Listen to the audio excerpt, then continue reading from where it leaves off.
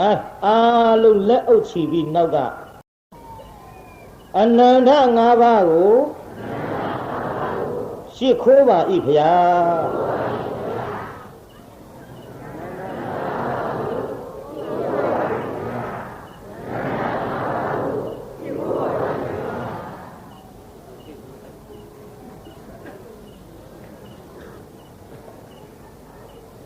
အနန္တ၅ပါးရှစ်ခိုးပြီးတဲ့နောက်ဘုန်းကြီးတို့ဒီကနေ့1339ခုနှစ်နရောလဆန်း12ရက်နေ့ညအင်းစိန်မြို့ဘာရက်ကွက်ပါလို့အင်းစိန်မြို့ပိန်းနေကုန်းရက်ကွက်ဦးမဲကျောင်းတိုက်ဟုတ်ကဲ့ဦးမဲကျောင်းတိုက်အတွင်းမှာရှိနေတဲ့ပုံညမှုနိဇေရီတော်ကြီးပြီးမြောက်အောင်မြင်ရေးအတွက်တောင်းပန်လျှောက်ထားကြလို့ဒီကနေ့အစနေ့ဖြစ်ပါတယ်ဒီအစနေ့မှာအလုံးစုံတရားဓမ္မတွေအားဒီကနေ့ရှေ့ပိုင်းမှာဒါနကံဆိုင်ရာကိုဟောပြီးတော့ဝိပဿနာနဲ့ပတ်သက်လို့တော့ဇက်ကွက်ထဲမှာပဲဘုန်းကြီးဉာဏ်စဉ်တက်ပြီးပါမယ်ဒါနပြုတဲ့နေရာမှာတချို့ကလည်းဒီဒါနနဲ့ပတ်သက်ပြီးတော့ဟောအရင်တုန်းကပါပြိဿအတော်လေးဟောင်းနှွမ်းသွားပါပြီကြာသွားပါပြီဒါနပြုတန်တရားရှိတယ်တန်တရားရှိတယ်ဆိုတဲ့စကားလုံးတွေရေလဲနဲ့သုံးတော်လဲဘယ်သူမှလက်မခံလို့လှူတန်းနေကြတဲ့ဘုရားသားသမီးတော်အနေနဲ့အသုံးမပြုတာနဲ့ပျောက်ကွယ်သွားပါတချို့ကလည်းပုံညာပြီးကုံနာပဲရှိတယ်ကွာလူရဲဆိုတာကုံနာပဲကွာအဲ့ဒါလို့ဖြစ်တတ်ကြတယ်ပြီးတော့တစ်ခါပြောကြသေးတယ်ဒါနပြုတာဟာတန်တရားရှည်ပြန်တဲ့မရှိပါဘူးဒါနပေါ်တန်တရားရှည်တဲ့ပုံမှန်ကြီးကတမင်တက်တက်လာပြီးတော့အတက်လွဲနေခြင်းဖြစ်ပါတန်တရားရှည်တယ်ဆိုတဲ့ပုံမှန်ကဒါနပေါ်တက်ရမှာမဟုတ်ပါဘုန်းကြီးဥပမာပြောနားလည်ပါလိမ့်လက်သမားလုံးလို့ရလက်ကစားလုံးလို့ရအယောင်းဝင်နဲ့ရဘယ်လိုနည်းမျိုးနဲ့ရအဲ့ဒီရတဲ့ဝတ္ထုငွေ30ဆိုကြပါစို့အိတ်ထောင်နဲ့ထက်ဈေးရဲရှောင်းသွားဘီလာရေတောက်တယ်ချိုတယ်မြတယ်ရှအဖွာလူရာတောက်တယ်ချိုတယ်စိတ်နဲ့အေးခေါက်ဆွဲစားတယ်စိတ်နဲ့ဤတယ်အဘားဆိုင်ဝင်ထိုင်တယ်မူးတယ်ငွေ30နဲ့ငွေ30ကကျုပ်နဲ့ဘီလာရေတောက်ပါကျုပ်နဲ့ဖွာလူရာတောက်ပါကျုပ်နဲ့ခေါက်ဆွဲစားပါကျုပ်နဲ့ဘားဆိုင်ထိုင်ပါလို့ရှာထားတဲ့စီးပွားရေးကြောင့်ရတဲ့ငွေ30ကညာခိုင်းသလားပြုတ်ပြိဿကြီးပြောတယ်နော်ခင်ဗျားတို့အတန်ပြော့သွားရင်ကျုပ်ကမကြဘူးကြီးထင်းနေဟုတ်တယ်လူမမာသွားသတိရလူမမာသက်သာဖြစ်တော့ဘေးကသွားမေးတယ်မင်းယောဂအခြေအနေပဲနဲ့တို့နဲ့သက်သာရလားလူမမာကအတန်ကလေးနဲ့ပြောရှာကျုပ်တော့ဒီတောင်ကကြုံမထင်ပါအတန်လေးနဲ့ပြောတယ်ပြီးတော့မေးတဲ့လူကအာမရတရားပြန်ထွက်လာတယ်ဘေးလူကစီးမေးတယ်ဘယ်နဲ့တော့ဟဲ့လူမမာအခြေအနေငါလူရဲတဲ့လူမမာအခြေအနေကတော့အတန်ကလေးနဲ့ရှိတော့တာသိမကြဘူးမောင်ရကျုပ်ကဒါကြောင့်ခမည်းတော်အတန်ကလေးများပြော့သွားရင်မကြဘူးကြီးထင်းနေတာပိဋကကြီးကြာမလားကြာမှာပါလို့ပါဟုတ်ဘယ်လိုစီလဲထွက်သွားတာတော့ကြာမှာပါဘယ်အလောက်ကကြက်သိမ်းထားစရာကြီးဘယ်လည်းမကြဘူးရဲ့လို့တကယ်မျက်စိလည်းပြောက်တော့ပိဋကကြီးကြာမှာလားမကြဘူးလားအဲ့ဒါလို့လှုပ်စမ်းပါကြာမှာပါဒါကြောင့်အတန်ကလေးကြိုးစားထွက်ကြ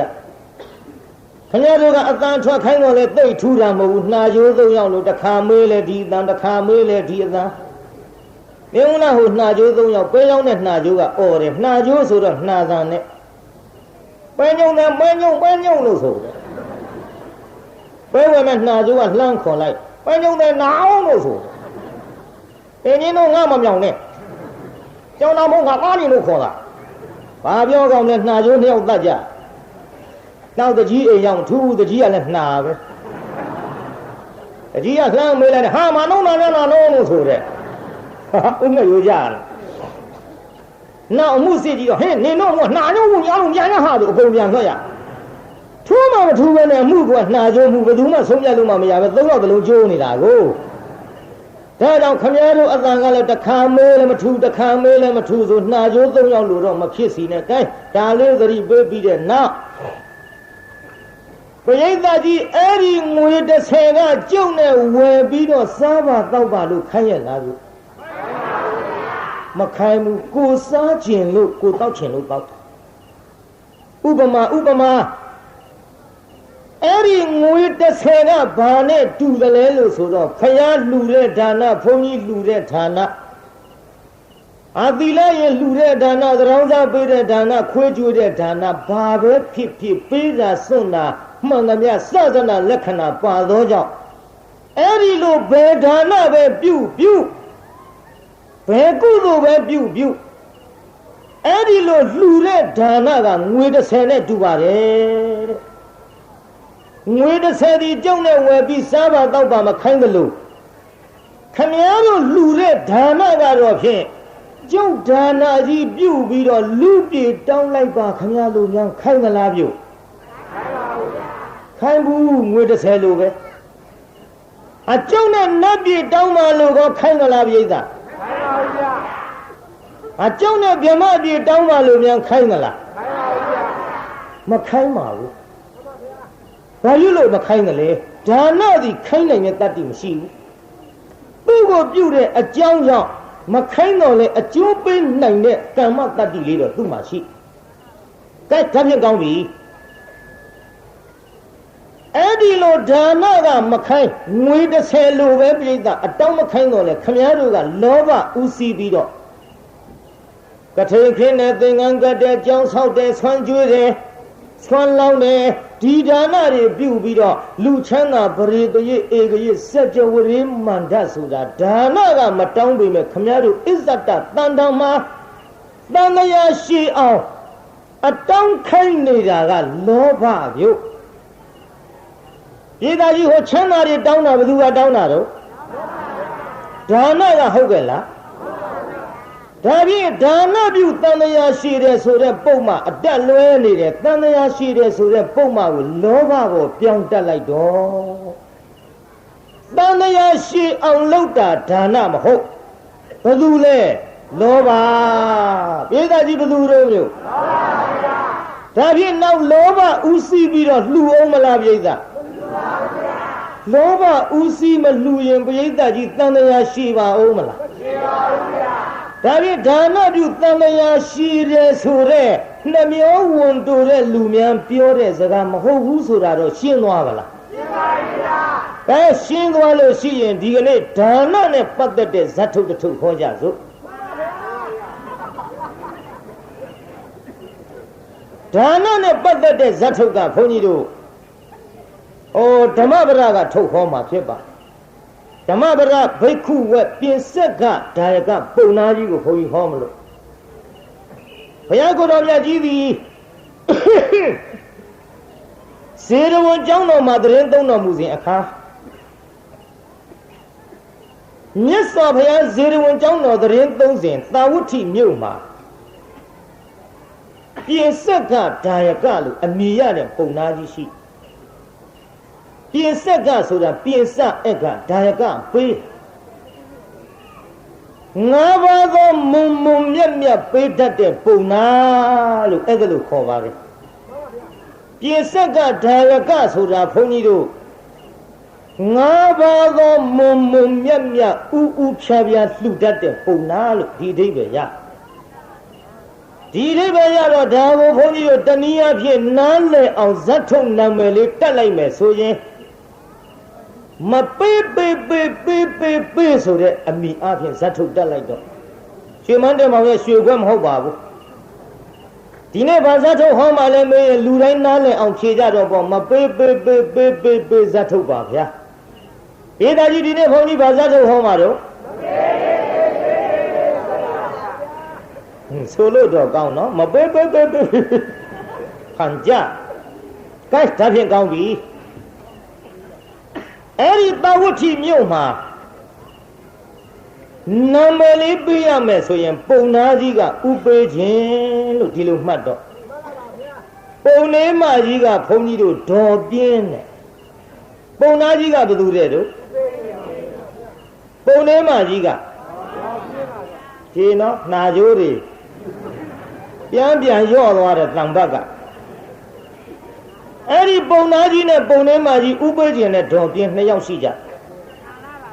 ပြင်းတတ်တယ်နော်ဒါနပြုတဲ့နေရာဘယ်လောက်ထိအောင်ပြင်းတယ်လဲဆိုရင်ဘုန်းကြီးတို့မန္တလေးဆုံးကကြွတုန်းကပြောရအောင်မယ်မန္တလေးဆုံးကကြွတုန်းကတောကတက်ကြီးပွားတဲ့ပွဲစားနဲ့တူပါရဲ့ပွဲရုံတစ်ခုဘုန်းကြီးရောက်သွားတပိတ်ပိုက်လို့ကျွတ်တော့စာတင်သားတဖေးကြမ်းမကန်ကြီးနဲ့ဆေးဘောလေးကြီးလက်ကြားညခဲလို့ဆုံးစလုံးကြီးကအငွေတစ်ထောင်နဲ့ဘုန်းကြီးတို့ကလည်းတစုံရနဲတာမှတ်လို့ဒီလိုတစုံချင်းရှောက်စုရတာတနှက်စာအတွက်လွယ်တာမဟုတ်ဘူးအဲ့ဒီလိုရှောက်ပြီးစုရင်းနဲ့ဆွန့်ခံလိုက်တာဆုံးစလုံးကြီးအငွေတစ်ထောင်ဇွန်းတက်ထားတဲ့ကျုပ်ကဝင်ရဆေးလေးတော့လည်းဖက်ရည်တော့ပြက်မှနဲ့ဆွန့်ထမလောင်းအေးတော်ကြီးကိုတော်လေးကြွလာတဲ့မဏိနေဘူးလှပြီးဆွန့်ထွက်လောင်းပါဘုန်းကြီးလူတွေနဲ့တူပါရဲ့မဏိဆိုတာအုတ်ခေါင်းပြောတာကြားသေးဘူးတော်ကြီးကဟေးတော်ကြီးကိုတော်လေးရနေတဲ့မဏိနေဘူးလှပြီးဆွန့်ထွက်လောင်းပါဒီကကြားတယ်မိမကြီးကကြားတော့ဘာလှမ်းပြောလိုက်တော့နဲ့တော်ကိုယ်တိုင်ထွက်လောင်းငရဲကြီးတာမှတ်လို့ဒီချက်ပြုံးနေမအားတာမသိဘူးလားကိုယ်တိုင်ထွက်လောင်းလိုက်ရောပေါ့မအားဘူးဆိုတော့မှတက်ရောက်သေးဆုံးစလုံးကြီးကိုင်းပြီးတော့ဘောက်ဘက်နဲ့မြေကြီးနဲ့ရံဖြစ်ပြီးဆောင်းကြီးအောင်ကြီးထွက်လာပြင်းနာတကားတို့ကျဝနာရောက်တော့လေမန္တလေးဆိုတာကြွလာတဲ့တန်ဃာတွေတစုံချင်းမြတ်အောင်လောင်းရတာအဲ့ဒါလို့မလောင်းဘူးဗျာစလုံးကြီးစောင်းပြီးအကုန်လုံးချစ်ချုပ်တွန်ထက်ကျုပ်ကတော့ပြုံးတရားတရားရှိတာမရှိတာပါထားဒီဖိုးကြီး2ယောက်3ယောက်လောက်တွေ့ရင်ငါတပိတ်ပြေးတာဟာဒါကျွတ်တဲ့ဘက်ကတွေ့ကေးအဲ့ဒီလိုချစ်ချုပ်လောင်းနေတော့ဒကမာကြီးကလှမ်းပြောတယ်ဖိုးကြီးနောက်ကိုယ်တော်တွေကြံသေးသလားကျုပ်လည်းအာနာတယ်နဲ့တူပါရဲ့ကြားသေးဘူးဖိုးကြီးနောက်ကိုယ်တော်တွေကြံသေးသလားနောက်သူကြားတော့ဘာပြောတော့လူရင်းတွေရဲ့စကားပေါ်မှတ်ချင်မှတ်ထားပေါ့ဟာဆုံးလောင်းတာပဲတဲ့ဖောက်တယ်ထားလောင်းမနေနိုင်ပါဘူးကုန်သွားပြီရောပေါ့အကုန်လုံးလောင်းချပြင်းနာတကားတို့ဒါကြောင့်နတ်ပြည်မှာနတ်သမီးတွေများသည်နတ်သားတယောက်နတ်သမီး1000တောင်ရှိသည်နတ်ပြည်ဟိုလဲနေတဲ့ဟာကြီးကရှိတာကိုရဲအဲ့ဒါဘာတော့ယဟစီးဘူးလားချားရောဟုတ်တယ်ယဟတို့ချားတို့ဆိုတာရှိတာဒါကြောင့်မေးကြည့်ရအဲ့ဒါရှိတော့လဲစူဝေးမှာပေါ့တရားပွဲနဲ့ဒါနဲ့တော့ခမရတို့ခါသာဖြစ်တယ်လို့ကြည့်ရှုလှုပ်ထားတာကျုပ်လည်းမတတ်နိုင်ဘူးပေါ့ကျုပ်ကဘလောက်ဆူသူပြိဿညင်အောင်ထိမ့်တတ်တဲ့ဘုန်းကြီးပါအဲ့ဒါကြကျုပ်မနိုင်ဘူးလန့်တော့အော်မှာပဲဒီထက်မြို့တစ်မြို့ကျုပ်မြောက်ပွဲနဲ့ရှင်ချပြိုင်မှာကွာလို့မင်းတို့ဘယ်မင်းသားဘယ်မင်းသမီးခေါ်မျက်နှာချင်းဆိုင်ပြိုင်စမ်းမှာငါနိုင်အောင်អော်ပါမယ်မြောက်တော့ငါမနိုင်ဘူးမြောက်ကသူကဆိုတာမှမဟုတ်ခဲနဲ့ဘေးဟာတွေကဆိုပြီးပန်းမကြီးကဒိန်ညာတွန်းတီးနေတာမြောက်ဆိုင်ဆိုတာဘယ်တော့မှတုံနေမုံကိုတီးတာမှမဟုတ်ခဲနဲ့ဒိန်နဲ့တွန်းနဲ့အဲ့ဒီတပွဲတော့ဘုန်းကြီးအရှုံးပေးခဲ့နောက်ဒီလိုတရိတ်ဆန်နဲ့ကြံဒီကန်နဲ့များရှင်ပြီးတော့ခင်ဗျားတို့ပြိုင်ချထားလို့ရတော့ကျုပ်ဘယ်တော့မှမဟောမင်းသားမင်းသမီးနဲ့တော့ကြိုက်တယ်လို့လုပ်ပါမြင်းကမှကျုပ်ပထမဆုံး ရန်ကုန်ကတန်းထွန်လေးတို့မျိုးမြင့်လေးတို့တက္ကသိုလ်များကြီးတို့ရုပ်ရှင်မင်းကြီးတင်တင်လှတို့ပလဲတို့ရီလေးတို့ချိုပြုံးတို့ယောက်ျားလားမိန်းမလားမသိဘူးပူချာချာနဲ့ပါသေးတယ်ရွှေလုံးဆိုတာဒီတပြုံကြီးအဲ့ဒါတွေနဲ့မျက်နှာချင်းကန်ရုပ်ရှင်ချဟိုးရှည်ကြီးကောင်လေးတွေကအဲ့ဒီပဲလှဲ့ကျုပ်ကလည်းတွန်းអော်တာနောက်တော့လာလျှောက်တဲ့အရှင်ဘုရားခွန်ကြီးဘေးလှည့်ပေးပါတဲ့တပည့်တော်တို့အလုံးလုံးမဖြစ်လို့ဘယ်လုံးလုံးဖြစ်မလဲသူတို့ကစီးနဲ့ဝါနဲ့ကျုပ်ကကျုပ်អော်နေတာអော်တာကျုပ်တန်နေဟိုဘက်ရောက်သွားတော့တီးတဲ့ကောင်တွေကိုယ်ကားဖြစ်ကုန်ဒါတော့အဲ့လိုမျိုးတွေနဲ့ရှင်နာတော့ကိစ္စမရှိဘူးမြောက်ပွဲကြကျုပ်ရှုံးခဲ့တယ်ဗျာကဲရှိပါစေတော့ဘေးဖောက်ထွက်သွားဒီလိုနဲ့ဆက်ကြအောင်ဆိုတရားနာပြိဿယောက်ျားတွေဌာနပြုတဲ့နေရာပြင်းသည်ဥပုသ်ဆောင်တဲ့နေရာပြင်းသည်တရားနာတဲ့နေရာပြင်းသည်တရားအထုတ်တဲ့နေရာပြင်းသည်ဒါကြောင့်နတ်ပြည်သွားတဲ့နေရာမှာမိန်းမတွေများများရောက်နေသည်တောင်းတာကတော့နတ်ပြည်ယောက်ျားတွေကတောင်းသည်ရောက်တာကမိန်းမတွေများများရောက်သည်ဘာဖြစ်လို့မိန်းမတွေများများရောက်ပါလဲနတ်ပြည်ရောက်တဲ့အလုပ်မိန်းမတွေကသာများများလုပ်ကြသည်ကြည့်ပြသေးချာဥပုသ်ဆောင်တဲ့နေရာကြီးမိန်းမတွေများ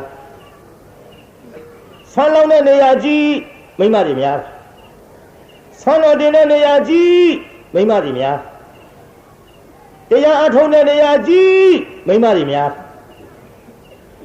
တရားနာတဲ့နေရာကြီးမိန်းမတွေများ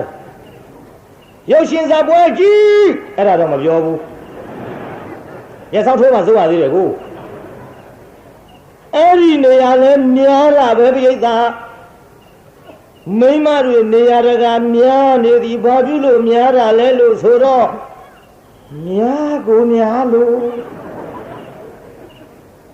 မြို့သူမြို့သားတွေပါရန်ကုန်တို့အင်းစိန်တို့မခေပါဘူးဘာတွေများတာတုံးဆိုတော့ကျွတ်တူကိုင်းဟိုဟာတွေများတာပေါ့ဘယ်လောက်ထိများတော့ကျုပ်ပြောရှေးတုန်းကရုံးမြေကြဆိုသည့်အလောက်တလင်းတမယားနဲ့အသက်သေးကြသည်လင်းသေးတယ်မယားအိမ်တော်မပြူဘူးမယားသေးတယ်လင်းနောက်ထပ်အိမ်တော်မပြူဘူးငါသားသမီးတွေပထွေးနဲ့မိရွေးနဲ့ဒုက္ခဖြစ်ချီရဲ့တကယ်ရုံးမြေကြပါလားဗျအခုတော့သူတို့မြောက်ပေးတဲ့စကားလေးကရှိနေတယ်အိုးတဲ့ဒါကတော့တပင်လဲလို့တပင်ထူတာပဲလဲလို့ထူတာပင်လို့ယူတာအကြောင်းမဟုတ်ဘူးမလဲပဲနဲ့ဝက်ပေါက်နေတာကျွတ်တူတိုင်းပြီဘာလို့ဒီလိုလဲခင်ဗျားတို့အသိဆုံးရထဲနေတာကျွတ်တော့ခင်ဗျားတို့တဝက်တောင်မသိဘူးမလဲပဲနဲ့တောင်ကျွတ်တို့တိုင်းပြီဝက်ပေါက်နေပါသဖြင့်ဒီကာမေတုမိစ္ဆာစရာကံကြီးကြောင့်ယောက်ျားဖြစ်တဲ့လူနဲ့ပြီးတော့မိန်းမဖြစ်တဲ့လူတွေများကုန်လို့များကိုများတယ်ဆိုတာကြုတ်ပြောတဲ့ဟိုဘွက်ပေါက်တဲ့ဟာတွေများနေသည်ရှင်းရလားကြုတ်ပြောတာမရှင်းရလဲနားကိုကြုတ်တို့မိချစ်ဆန်နဲ့ဘာနဲ့မလုံနဲ့နဖွင့်ကြီးကြီးတန်မိုးနဲ့ကလော်ထုတ်တစ်ခုခုပိတ်နေလောက်ဟုတ်တယ်လေဒါလောက်ပြောလို့မှမရှင်းပိတ်နေလောက်ဒီထဲသူတို့ကပြောသေးတယ်မနတ်ပြည်တောင်းတော့ပေါ်ကွာတယ်နတ်သားတယောက်နတ်သမီး1000နဲ့1000မှန်းတောင်း1000မှန်းတောင်းလားမတောင်းနဲ့တကားတို့နတ်သားတယောက်နတ်သမီး1000ဆိုအဲ့ဒီနတ်သားတဲတာမယ်မဟုတ်ဟိုစဉ်းစားကြည့်ရတာကိုကွာအလူပြေမိမ2ယောက်ယူတဲ့လူတွေဘလောက်ပလီရတော့နတ်သမီး1000ဆိုအဲ့ဒီနတ်သားပလီနေရတာနဲ့ငါတို့တော့အိပ်ရလိမ့်မယ်လို့မထင်များဒါကြောင့်ငါမသက်သာဘူးပြောတယ်မဒီတဲ့သူတို့ကဆင်ခြေကန်လေးအိုးတဲ့နတ်သမီး1000မေဒီဘာဖြစ်တုံးနဲ့လူပြေလူဆန်းရှာစီရှာတိုက်တဲ့မော်တော်ကားဝယ်ရေရီဝယ်နဲ့ဘာမှရှားဖွေလုတ်ကန်ကြွေးရဘူးတဲ့ရှားဖွေမကြွေးရဘူးတဲ့နတ်သားတယောက်နတ်သမီး1000ပဲဟဲ့လုံးမကြွေးရဘူးကွာတဲ့တို့လူပြေဖြစ်ဟမ်းမကြပါဘူးကွာတဲ့မိန်းမလေးတယောက်ရပါတယ်ဆိုပြလဲပူညံဟောတာပေါ့ဒ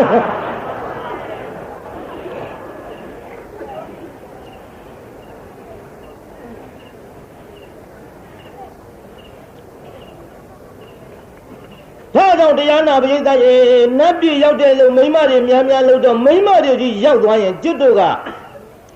ဘုန်းကြီးရဟန်းမိမဲ့ယောက်ျားကဖြစ်တဲ့ဘုန်းကြီးဆိုတော့ကျုပ်တကာတွေကိုချင်းစာလို့တဏှာလို့ပြောနေတာမပြင်းညနဲ့ဗျနတ်ပြည်သွားမှတော့ကိုယ်တကာတွေနဲ့တက္ကမတွေ2ယောက်စလုံးအတွဲလိုက်အတူတူပဲသွားစီချင်တာပေါ့တကာကြီးတွေဥကြံရဖြစ်နေမယ်ဆွန်းလောင်းတာငရဲမကြည့်ဘူးကိုယ်တိုင်လောင်းရ ကိုယ်တိုင်လုံးညလို့တိုက်တွန်းပြီးတဲ့နောက်ကျွတ်တို့ဒီလက်ထက်တင်ပြင်းလာလို့ဆိုတော့ဟောဖယားလက်ထက်ကပြင်းမုံလေးခုနှစ်ကဥပေးခြင်းနဲ့ဒေါ်ပြင်းကိုဆက်မလို့ပြုဥပေးခြင်းနဲ့ဒေါ်ပြင်းသည်ဒီကနေ့ထမင်းမောထမင်းစားရဥပေးခြင်းခေါ်တဲ့ပုံနာကြီးသည်လမ်းဘက်ကိုကြောပေးပြီးတော့အိမ်ဘက်ကိုမျက်နှာပြုစားပါနောက်တရားနာပိဋကဒေါ်ပြင်းကတော့လမ်းဘက်မျက်နှာပြုအိမ်ဘက်ကြောပေးစားပါဒီကကြီးမင်းရအောင်မဲ့လမ်းကတစုံတယောက်များလာရင်ဘယ်သူကမြင်မှာဒေါ်ပြင်းကမြင်မှာပေါ့သူကလမ်းဘက်လှည့်တာကိုဒီကနေ့ကျွတ်တို့သုံးလုံးကထိုထာသဗျာမြတ်စွာဘုရားသခင်ကိုရောမြတ်ကြီးသည်မုံမြတ်မြတ်၅ပါးကိုလှူတဲ့ပုံနာကြီးလင်မယားထံငါဘုရားကြွမှာပြင့်လိမ့်မယ်ထင်တယ်ငါဘုရားကြွကသူတို့ဒီမတ်ဖို့ရမယ်ဥပနိဒေယရှိမရှိလို့ကြည်တော်မူလိုက်တဲ့အချိန်ခါမှာမတ်ဖို့ရမယ်ဥပနိဒေယမြင်တော်မူသဖြင့်ဘုရားကြွလာဒီပုံနာကြီးဥဖြားဖြားလှူပုံလေးကိုကိုင်းတရားနာပိဋကကြီးနောက်ကလိုက်ပြီးတော့ဆိုသန်းလက်ချိုးပြီးတော့ကောင်းရိပ်သိမ့်တဲ့အခါမှာကောင်းရိပ်ဥလူသည်တလင်းနေသောအခါမှာတလင်းဥလူသည်တလင်းတွင်ဗန္ဒာပြုသောအခါမှာဗန္ဒာဥလူသည်ထမင်းအိုချက်သောအခါမှာထမင်းအိုဥလူသည်ထမင်းခူသောအခါမှာထမင်းခွက်အဥလူသည်ဥဖြားဖြားဘယ်တော့မှကိုအရင်မစားဘူးတဲ့ဗျဥဖြားဖြားအဲ့ဒီ၅ခုကိုလှူလို့သူပြင်ဆက်ကဒါယကပုံနာတဲ့မြန်မာလိုပြောတော့၅ပါးဥဖြားဖြားမုံမြတ်မြတ်လှူတဲ့ပုံနာကြီးတဲ့ခင်ဗျားတို့နားလည်အောင်ပေးထားတဲ့နာမည်ကတော့ဘယ်သူတဲ့တို့ဥပေးခြင်းကဲထမင်းစားနေတဲ့အချိန်ခါမှာဘုရားကိုယ်တော်မြတ်ကြွလာဆိုကြပါစို့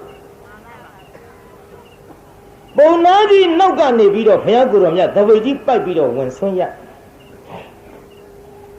ပုံနာကြီးမမြင်ရှာဘူးကြောက်ပြရက်ကိုလမ်းဘက်မျက်နှာလှဲ့တဲ့ဒေါ်ပြင်းဆိုတဲ့ပုံလေးမကြီးမြင်ပြီပြုဟောကြည်စားစားတောင်နေတုန်းနဲ့ခုခတ်နေတုန်းနဲ့လာခြင်းဝင်လာတာပဲအခုအစားလဲနေတုန်းနဲ့ဝင်ခြင်းဝင်လာတာပဲအပြစ်တင်နေတာအလှကံပုဂ္ဂိုလ်ပဲဗျသူ့ချိန်လေးနဲ့သူတော့လာတာပေါ့ပြေက12နာရီကကြော်ရင်ဘုန်းကြီးတွေဆုံးခံလာရလားလာပါဘူး12နာရီအတွင်းကောအဲ့ဒီချိန်လေးတော့လှူနိုင်အောင်ပဲရှားဖွေထားပေါ့လာရတဲ့အချိန်လေးကြည့်ဟိုမှာလာရတဲ့အချိန်ကလေးကြွလာတာစားတော့မလားဘယ်ချိန်လာမလဲဗျကြည့်ခုဖယားကြွလာတာကိုကြည်သားစားတော့တုံးနဲ့လာတာပဲမမြင်နေအောင်ဆောင်တဲ့မျက်ခွန်လေးဖုံးပြီးတော့ဘုရားကိုယ်တော်မြတ်မကြွဘူးနောက်ပုံထဲမှာကြီးကကြွမလားလို့မျက်ခွန်လေးလှန်ကြည့်လိုက်မကြွဘူးဒုက္ခပဲဒါကြီးမပေးသူဇုတ်ကနေတော့မှာမပေးသူဇုတ်ကနေတော့မှာခက်တယ်ငါပုံနာကြီးကလည်းလှူတန်းအင်မတန်ဝါဒနာပါတယ်ကောင်းရိပ်သိမ်းတဲ့ချိန်လှူတဲ့တလင်းတဲ့ချိန်လှူတဲ့တလင်းတွင်ဘာနာပြုတဲ့ချိန်လှူတဲ့ထမင်းအိုးချက်တဲ့ချိန်လှူတဲ့ထမင်းခူးတဲ့ချိန်လှူတဲ့ဒါကြောင့်သူပြစ္ဆက်ကဒါယကလို့တော့အမိတွင်းနေတယ်တရားတရားရှိတဲ့ပုံနာကြီးများစားနေတုံးမြင်သွားရင်ထလှူတော့မှာထလှူလိုက်ပြန်ရင်လည်းပဲထမင်းမလောက်ရင်ငါပြန်ချက်ရမှာပြင်းလာပါပြီထမင်းကလေးချက်ရမှာကစပြင်းကျွတ်တော်ပရိသတ်ထဲအဲ့ဒီလိုဒကမာကြီးတွေပါသလားပြုမပါဘူးပဲပြောပါဘာမှမပါပဲမပါဘူးပြုဒီထဲမှာကြည့်ဟိုပုံထဲမှာကြီးထမင်းထက်ချက်ရမှာပြင်းတော့အကယ်၍ငါကအတိတ်စထဗန္ဒေတပိတော်တို့မှကြော်ပြီးတော့တော်ရအိမ်ဆွမ်းရတော်မူပါဘုရားဆိုရင်လည်းပုံနာကြီးလှဲ့ကြည့်သိပြီးလှူတော့မှာပုံနာကြီးလည်းမသိအောင်ငါလည်းထမင်းထက်မချက်ရအောင်ကာယဝိညာဉ်နဲ့ငါသိစီ ပုံထဲမှာကြီးကပုံသားကြီးမသိအောင်ဆိုပြီးတော့တခါတည်းမျက်စက်ပြပြလိုက်တယ်ဘုရားအတော်ဆိုးတဲ့ပုံထဲမှာကြီးရေသားကြီးပုံထဲမှာကြီးကဘုရားဘာလို့ပြတော့မျိုးဘုရားမို့သာပေါ့ဗျာကျွတ်တော့လို့ဘုန်းကြီးတွေနဲ့များတွေ့ရင်ဒီမိန်းမကြီးအသက်ကြီးမှငါများမဲထင်းနေမှာကိုဗျာဘုရားမို့သာပေါ့မျက်စက်ပြပြတော့ဘုရားကလည်းသိတယ်ဩသူကငါ့ကိုကာယဝိညာဉ်ခန္ဓာကိုယ်နဲ့သိစေတယ်ငါဘုရားကလည်းခန္ဓာကိုယ်နဲ့ပဲသိစေမှဖြစ်ဘုရားကိုယ်တော်မြတ်ကတရားနာပရိသတ်ရေကောင်းရမ်းပြလိုက်တယ်သွားဘူးတဲ့သူကမျက်စက်ပြပြီးသွားတော့ဆိုတော့ဘုရားကကောင်းရမ်းပြလိုက်တယ်မသွားဘူးတဲ့ပုံထဲမှာကြီးရည်တော့တာဟောတော်ခနဲ့ကြည်ပါလေကြည်စားငါသွားခိုင်းတာလေသူသိတယ်ခေါင်းရမ်းပြတယ်မသွားဘူးတဲ့ခက်တော့ခက်တဲ့ပရိသတ်ကြီးကျုပ်မန္တလေးတုန်းကပြောရအောင်ကျုပ်လည်းအလိုက်မသိလို့တရုတ်ကြီးနဲ့ဗမာမနဲ့ရတရုတ်ကြီးနဲ့ဗမာမနဲ့ရတော့ကျုပ်ကလည်းဗမာမမြင်လို့ဆုံးဝင်ရဒါပတိအဲ့ဒီမန္တလေးကတရုတ်ပြောပါတယ်ကျုပ်တို့ရန်ကုန်ကတရုတ်တွေကလည်းကျုပ်နဲ့အတော်ဆင်ပြေတာဟုတ်တယ်အခုတရုတ်တွေနဲ့ကျုပ်နဲ့ကြီးအဆင်ပြေနေတယ်ဘယ်ဖြစ်ဖြစ်အခန်းတွဲလှူလိုက်တရုတ်တွေဟာကျုပ်တို့တရားနာပြည်သား40နဲ့5နှစ်ကျုပ်သက်စိတ်ကိုရည်မှန်းပြီးတော့45ပါးဒုံလဘရဟန်းကံမွေးကြီးကလူဦးရေ1000မှာရန်ကုန်ကအများကြီးပေါက်တယ်လာကြတယ်ပြည်သားတစောင်းလုံးလာကြီးနေကတော်ကလေးရက်ရွှေ့တာလည်းသတင်းစာထဲကျုပ်ထဲပါအဲ့ဒီတစောင်းလုံးလာကြီးနေက45ပါးရဟန်းကံမွေးကြီးကျုပ်ငွေ6000ခွဲလောက်ကုန်သွားပါအဲ့ဒီပွဲကြီးကျင်းပတဲ့ရန်ကုန်ကအများကြီးလာကြရန်ကုန်ကအများကြီးလာတဲ့ထဲမှာတရုတ်တွေအများကြီးပါလာအခုဒီကနေ့ကျုပ်ရှင်ဖျားတဲ့တပည့်တော်နိဗ္ဗာန်တို့ပို့ရစီဆိုပြီးတော့ကားနဲ့လိုက်ပို့တော့မောင်ကန်ညွန့်ဆိုတာဟိုဝါရှော့လုပ်နေတယ်တရုတ်လေးပဲတော့ခောက်တော်ဝင်ရဲ့သားဒီမှာကျုပ်ကိုလိုက်ပို့တယ်ကမာရွတ်ကအပြန်လဲလာကြပါမယ်အေးမင်းကုသိုလ်ယူခြင်းပို့ပေါ့ကွယ်လို့အဲ့ဒီလိုတရားနာပြေးတာရန်ကုန်မြို့ကတရုတ်တွေပြောတာမဟုတ်ပါဘူးမန္တလေးတရုတ်ကြီးပါဒါလည်းစကားခံထားရသေးကျုပ်ကဗမာမမြင်လို့တပိတ်ကြီးနဲ့ဝင်ရတော့တရုတ်ကြီးကသတင်းစာကြည့်ရင်ကျုပ်မြင်တော့သတင်းစာကြီးနဲ့ထောင်ပြီးအထက်တိုးပြီးပိတ်သွားနောက်တစ်ခါသွားပါလားလို့သတင်းစာပြန်ချမသွားမှန်းသိတော့ပြန်ပိတ်နောက်တစ်ခါပြန်ချကျုပ်ကလည်းမသွားဘူးမသွားတော့တရုတ်ကြီးကျုပ်စိတ်ဆိုးတယ်တော့ဗမာလိုလှမ်းပြောတယ်ဟဲ့ဘုန်းကြီးဆွားတယ်ကျုပ်ကလည်းမဆွားဘူးအဲ့လိုမသွားဘူးကျုပ်မသွားတော့တရုတ်ကြီးစိတ်ဆိုးတယ်တရုတ်လိုဆိုင်တယ်ကျုပ်သိမှာမဟုတ်ဘူးဟဲ့ဘုန်းကြီးဆွားဆိုငါမှဘုန်းကြီးမဆွားဘူးလားတဲ့အဲ့ဒီတင်ကျုပ်ဒေါသဖြစ်ပြီးဘာပြောကောင်းလဲကတ္တရာလောင်းမောတပိတ်ကြီးချပြီးအဲ့ဒီတရုတ်ကြီးကျုပ်နောင်ချင်းဝင်ချအဲ့ဒီကြမှာဗမာမထွက်ပြေးလာစောစောကသူ့ဗမာပဲလောင်းနိုင်ရင်လည်းမြန်မြန်လောင်းလို့မလောင်းနိုင်လို့ကြော်ဆုံးဆိုကြရင်လည်းဟိုဘာသာကြားပဲဆိုကြမှာတော့သူ့တရားနာပြေးတာကြော်ဆုံးဆိုလိုက်လေသူ့တရုတ်ကြီးကျုပ်လည်းဒီလိုမခံရပြီဘူးပေါ့အခုတော့ကျုပ်ငါမဘုန်းကြီးဆွားလို့ဆိုတော့လက်သီးနဲ့ဝင်ထိုးတော့မှဟောထွက်လာတယ်ဗျာခင်ဗျားတို့ပြောကြပါတယ်ဗါတဲ့မရထီတော့တကားတို့ဘာကြည့်အေးကွာမရထီတော့ဓာကြည့်တယ်လင်းထီတော့လည်းမိန်းမတွေကြည့်စရာတစ်ခုခုတော့ရှိလိမ့်မယ်ကွာအဲ့ဒါကြောင့်ဒီဗမာမထွက်ပြေးလာတာ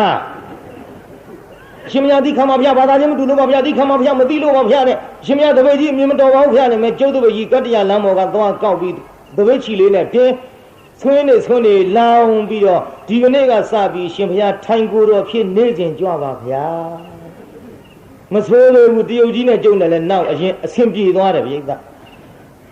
ကြောင့်တရားနာဗျိဿရေသွားဆိုတဲ့ကိစ္စမသွားလို့ရှိရင်ရည်ရင်လဲရည်ခြင်းစိတ်ရင်လဲဆိုးဖို့ဗျိဿ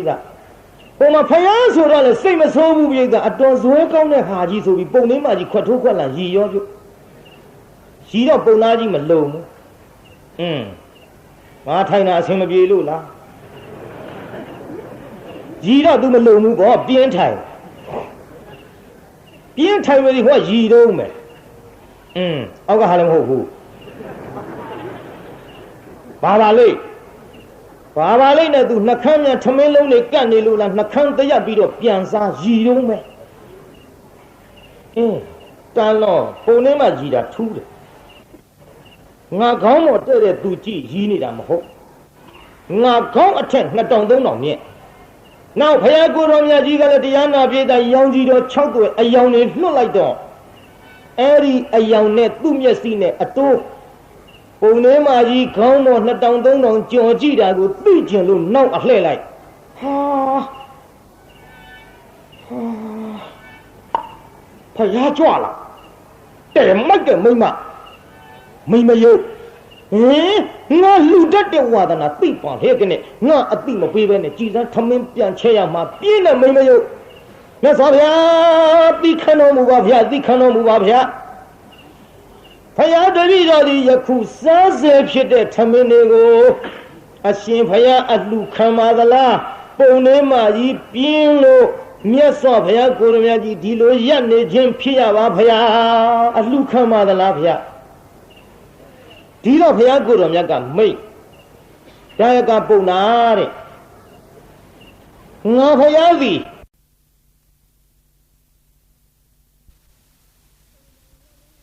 ပိဏံလဝေထပရဒဋ္ဌင်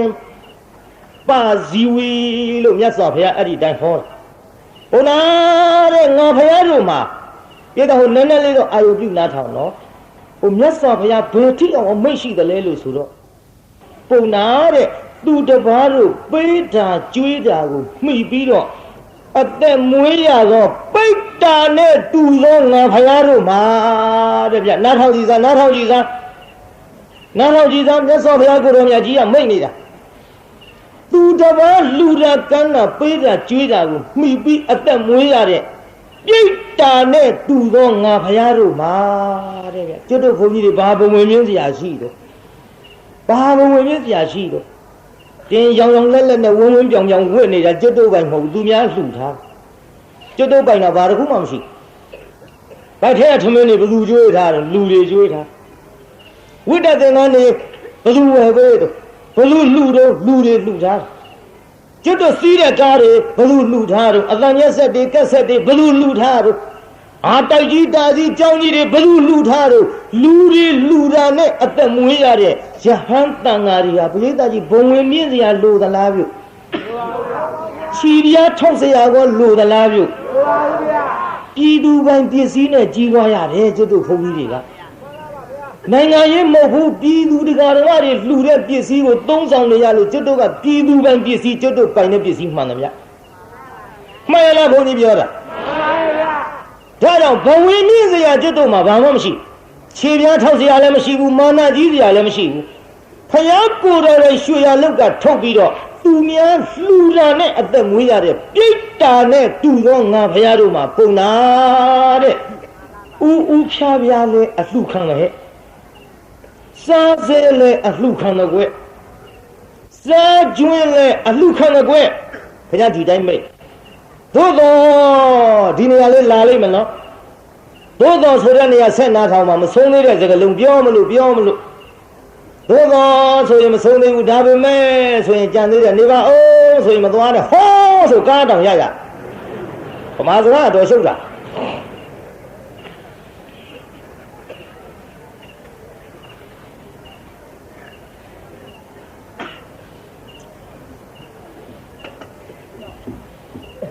စာဥကိုဘုန်းကြီးပြောမယ်တရားဓမ္မတွေမှတ်ထားကြမိမိတို့ထမင်းဟင်းချက်ပြီးတဲ့ချိန်ခါမှာမိမိတို့ကိုယ်တိုင်မစားသေးပဲနဲ့ဥဖြာဖြာထမင်းအိုးပေါင်းကလေးကိုခူးပြီးတော့ကျွတ်တို့ဆွမ်းတော်တင်တာတန်ဃာတော်ဆွမ်းလောင်းတာမိဘခူးကြွေးတာဟဲ့အဲ့ဒါစာဥလို့ခေါ်တယ်ဟဲ့လူငယ်တွေမှတ်ထားကြဒါကြောင့်တချို့လူကြီးတွေကဘယ်နဲ့ပြောတော့သမီးအလုပ်သွားတော့လေမင်းထိုးရင်တော့စားရသေးပဲနဲ့စားသွား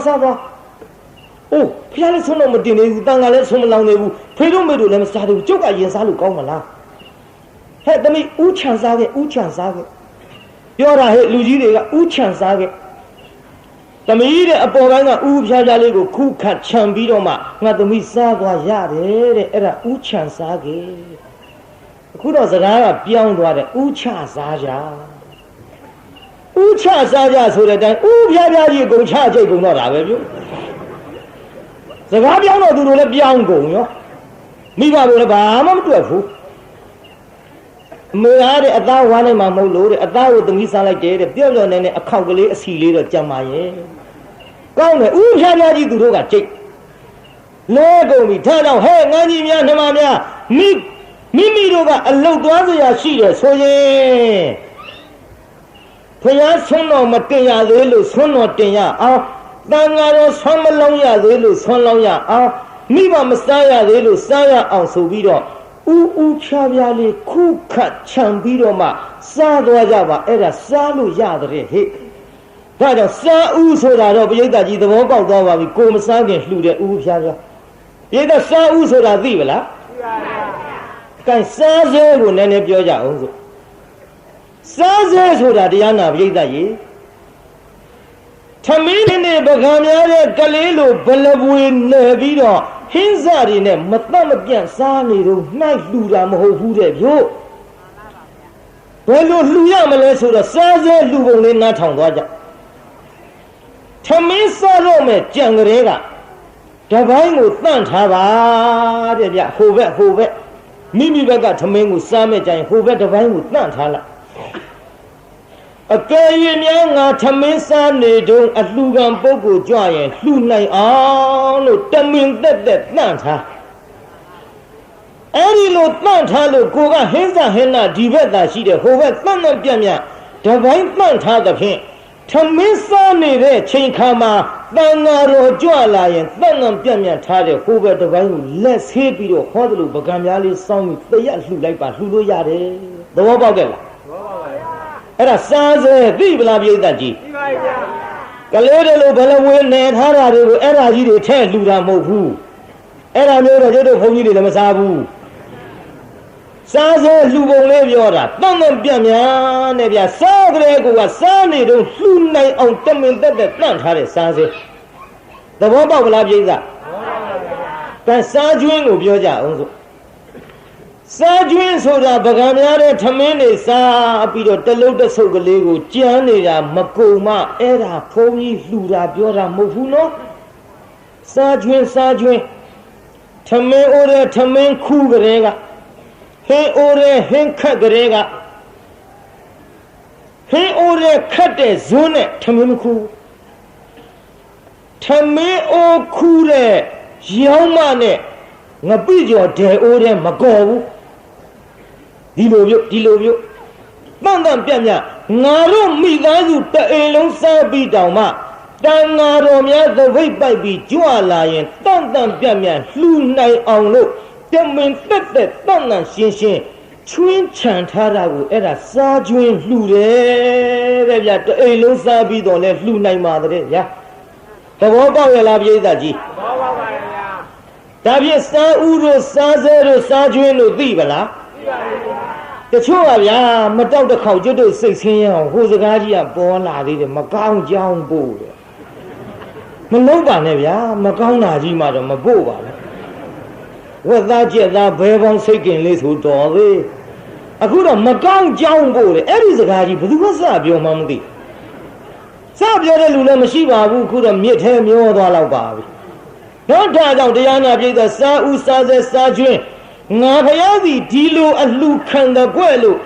မြတ်စွာဘုရားကိုယ်တော်မြတ်ကြီးမိန့်တော်မူတဲ့ဒေသနာကိုနာကြားရသဖြင့်ဟောစားစဲဖြစ်တဲ့ထမင်းတွေကိုဆွမ်းဖြစ်တဲ့အကုန်ထလှူပါတယ်ဗျာလှူပြီးတော့မြတ်စွာဘုရားကိုယ်တော်မြတ်ကြီးကိုကတော့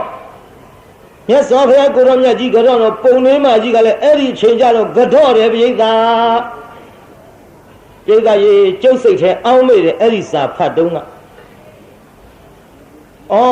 နှစ်ယောက်စလုံးပုံသားကြီးနဲ့ပုံလေးမကြီးဟိုကုန်းပြီးရှစ်ခိုးနေတော့နှစ်ဖူးနဲ့ခြေထောက်နဲ့ကလည်းနီးနေတာတလောက်ပြင်းတဲ့ပုံလေးမကြီးဖျားမှုသာပေါ့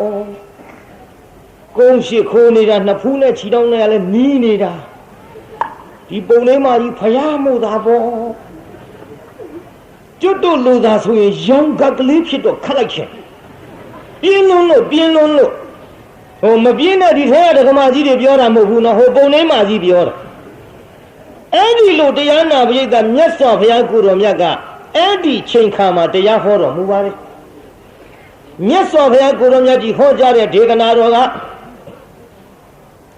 သံလသောနာမရူပသမေယတနတ္ထိမမဟိတာလို့သူတို့ရဲ့ဥပနိဒေယကိုကြည်ဟောတယ်သူတို့ရဲ့ဥပနိဒေယကဘာလဲလို့ဆိုတော့ကျွတ်တို့ကကမဘုရားလက်ထက်ကပြိတ္တာကြီးဘယ်ဘုရားလက်ထက်ကတော့ကကမမြတ်စွာဘုရားကိုရောမြတ်ကြီးလက်ထက်တော်ကဒီပုံနာကြီးနဲ့ပုံလေးမလင်မယားနှစ်ယောက်စီတန်ဃာတော်အရှင်မြတ်များဟောကြားတော်မူတဲ့နာယုတ်ဆိုတဲ့ဝိပဿနာတရားကိုအကျေတစ်ဖြင့်မနာကြားရတော့လည်းပဲနာနဲ့ယုတ်တော့သူတို့သိခဲ့အကျေချက်ပြီးသူတို့နားမလဲခဲ့ဘူးနာယုတ်ဟောဒီနာနဲ့ယုတ်ပဲသူတို့ကြားခဲ့အဲ့ဒါလေးကိုစီးဖြန့်ပွားများခဲ့တဲ့ဥပနိဒေယကြောင့်ဘုရားကိုယ်တော်မြတ်ကဒီကဲ့သို့ဟောကြားလိုက်တဲ့အချိန်ခါမှာနာယုတ်ဒီတကယ်လမ်းကြတော့နာလည်းမမြဲယုတ်လည်းမမြဲပျက်စီးကြရမှာပါလားနာနဲ့ယုတ်ကြောင့်လူရလို့ဖြစ်လာသည်တတ္တဝါဖြစ်လာသည်လို့ဖြစ်လာသည်တတ္တဝါရလို့ဖြစ်လာသည်ဒီဖြစ်လာတဲ့တတ္တဝါအနန္တသည်တနေ့ကြတော့ပျက်စီးရမှာပါလားလို့အဲ့ဒါလို့စီးဖြန်းလာခဲ့တော့ပိဋကကြီးပျက်စီးရမှာပဲလို့ကြိုသိထားရင်ပျက်စီးသွားတဲ့ချိန်ခါမှာပူပင်မှုရှိရလားပြုဘယ်ရှိပါလဲပိဋကငကိုယ်တွေကမှပျက်စီးလိမ့်မယ်လို့သိထားတာကိုဉာဏ်နဲ့သိမှနော်ပိဋကဘာနဲ့သိမှတော့ဉာဏ်နဲ့သိပါပါခင်ဗျားတို့ကအခုဉာဏ်သိတော့မဟုတ်ပါဘူးအိုးတဲ့လူဖြစ်လာသေးရမှာပဲဝိညာဉ်သိပါဇတ်သိပြောလိုက်တဲ့ပါဇတ်ကအနိစ္စလူတယောက်တည်းမှာအတုပထင်တယ်ကိုအတုပမှမသိဘူးပိဋကကြီးခင်ဗျားတို့ကြုံမေးမယ်လူသေးမှအတုပလားဒီပိဋကကြီးအကုန်လုံးအတုပလားကြုတ်ပြောလားအကုန်လုံးအတုပဆိုတာဘာလို့ဆိုတော့တချို့ကလေးတွေကပြောသေးတယ်မသာတဲ့သေမလူသေးမမသာကြီးအတုပထင်နေတာကိုပိဋကရဲ့ဘုရားကိုယ်တော်မြတ်ကအတုပဆိုတာကမတင့်တယ်ဘူးလို့ဟောတယ်ခန္ဓာကြီးရလာတဲ့ကဘုရားကိုယ်တော်မြတ်ကတင့်တယ်လို့ဟောအဲ့တို့ကျွတ်တို့ခန္ဓာကိုယ်ကြီးကိုမတင့်တယ်ဘူးလို့ဟောတော့ဒီပရိသတ်ကြီးအကုန်လုံးအတုပဆိုတာများနာသလားပရိသတ်ခင်ဗျားတို့လည်းအတုပဘုန်းကြီးလည်းအတုပကျုပ်ဘေးထိုင်းနေတဲ့ကိုယ်တော်လေးတွေလည်းအတုပသူတို့လည်းခြံထားလို့မဖြစ်ဘူးနော်အကုန်လုံးအတုပမတင့်တယ်ဘူးတဲ့ဘုရားကမတင့်တယ်ဘူးဟောတာကိုခင်ဗျားတို့ကျွတ်တို့ကတင့်နေတဲ့ထင်နေအဝတ်ကောင်းစားကောင်းလေးဝတ်လိုက်တော့ပရိသတ်ကြီးမြေကြီးပေါ်ထိုင်ရလားထိုင်မှာဘူးအဝတ်စုပ်ကလေးနဲ့ကြတော့မြေကြီးပေါ်လည်းထိုင်တယ်မှိတ်ပုံပေါ်လည်းထိုင်အဝတ်ကောင်းလေးဝတ်လိုက်တော့မထိုင်တော့ဘူးဖြာပေါ်တောင်တင်ပြူးလေးခင်မှာတင်ပြူးပေါ်တောင်ကော်စောနဲ့မှာကော်စောပေါ်တောင်မှွေရနဲ့မှာမဲဒီထဲကိုလေးဟိုပြာတွေထဲထိုင်ပြီးတော့ထသွားပြီးဖင်ကလေးခါလိုက်တာအဝတ်သစ်ကလေးဝတ်ထားတော့ငါမတင့်မတယ်ဖြစ်ကုန်တော့ပဲတဲ့ငကိုယ်တွေကမတင့်တယ်နေတဲ့ခန္ဓာကိုယ်ကြီးဒါကိုစားကောင်းဝတ်လိုက်တော့တင့်တယ်တယ်လို့ထင်ပြီးတော့ခင်ဗျားတို့ကျွတ်တော့အတုပကိုဉာဏ်မြင်မမြင်ဘူးသေမကမြင်တယ်မှန်ရလားဘုန်းကြီးပြောတာမှန်ပါဗျာဒါကြောင့်တရားနာပိဋကကြီးအဲ့ဒီကဲ့သို့ဘုရားကိုယ်တော်မြတ်ကဟောကြားတော်မူတဲ့နာယုတ်ကိုသိသဖြင့်မတင့်တယ်ဘူးတနေ့သေမှာပဲပျက်စီးမှာပဲလို့သိထားသဖြင့်သေသွားတဲ့အချိန်ခါမှာပူပန်လေသလားပိဋကအဲ့ဒီလိုမပူပန်တော့နာယုတ်တရားနှစ်ပါးနဲ့ပတ်သက်တဲ့တရားကိုမြတ်စွာဘုရားဟောလိုက်တာကြည်တရားနာပိဋကပုံသားကြီးနဲ့ပုံလေးမကြီးဖြည်းဖြည်းနာဟောပါမယ်ဒီနှစ်ကျုပ်၄ချိန်လောက်ဖြားတယ်ခါတိုင်းတစ်နှစ်တုတ်ကွေးတစ်ချိန်ပဲကွေးတယ်ဒီနှစ်၄ချိန်ဖြား၄ချိန်ဖြားဆိုကျုပ်အင်းလေးသွားတရားဟောတယ်လေအင်းလေးထဲမှာဟိုဆက်လေတွေစီးပြီးတော့အေးမိလာပြီးတော့ငှက်ဖျားပါလာအင်းလေးမှာလည်းပရိသတ်ကစီးတယ်တနေ့တည်းသုံးမွဲဟောရကျောင်းကြီးတွေကနဲတဲ့ကျောင်းကြီးတွေမဟုတ်ဘူးပရိသတ်ထောင်ချီဆန့်ပရိသတ်ကများလုံးတော့ကျုပ်တို့ကျောင်းကြီးကကျွန်ရောပြုကျောင်းကျွန်သွားတယ်ကျန်ဒီကနာမည်ကြီးတဲ့ကျန်ဒီကဆရာတော်ကြွလာတာဘယ်တော့မှမစီတဲ့ပရိသတ်မျိုးစီယုံနေမကကျောင်းပြိုတော့ကွာကျောင်းပြိုတော့ကွာမပြိုပါဘူးကျွန်ယုံကျွန်တာပါဟဲ့ရွာမှာကျောင်းကြီးနောက်ရွှေကျောင်း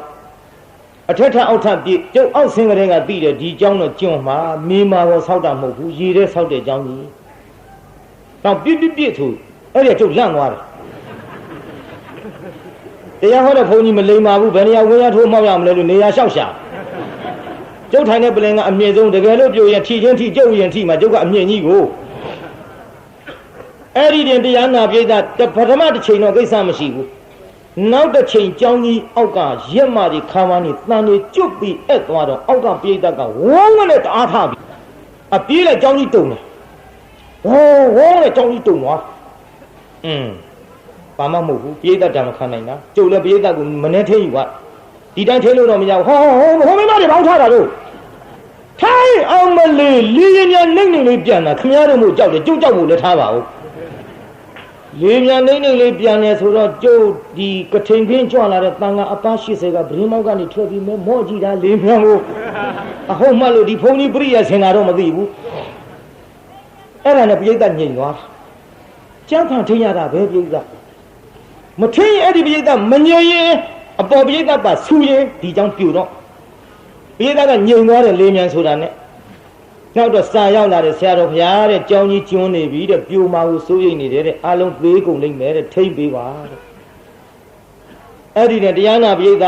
လို့လေရင်များမဟုတ်ဘူးနော်လို့မူသားမပါလင်္ကာမချောဆိုတော့ဘုန်းကြီးနဲ့လိန်ပြီးပြီလို့သို့တော်လည်းညင်ရင်လေးနေတော့လို့မလှုပ်နဲ့လို့အကုန်သေးကုန်မယ်လို့ကြောင်းကကျွန်းနေတယ်လို့မလှုပ်နဲ့လို့တယောက်ချင်းဖြည်းဖြည်းလေးဆင်းမလှုပ်နဲ့တော့လို့တယောက်ချင်းဆင်းလို့အဲ့ဒီကြမှာနောက်ဖြားသုံးကလူတွေကဂုံနဲ့ဖျားမလေးမပြုတ်အောင်ဖန်ပြီးယူက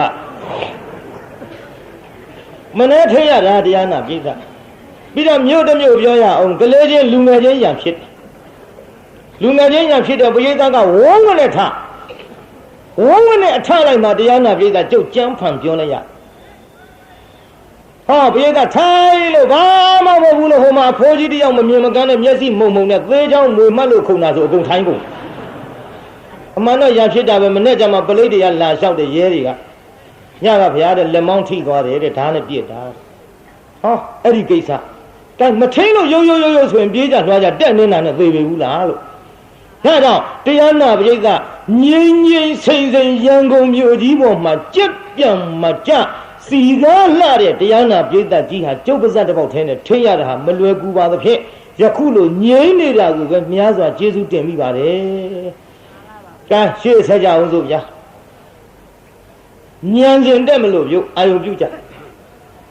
ဘုရားကိုယ်တော်မြတ်ကြီးဟောကြားနေတော်မူတဲ့အခိုက်အတန့်မှာအတိတ်ပြန်မလှည့်ဘူး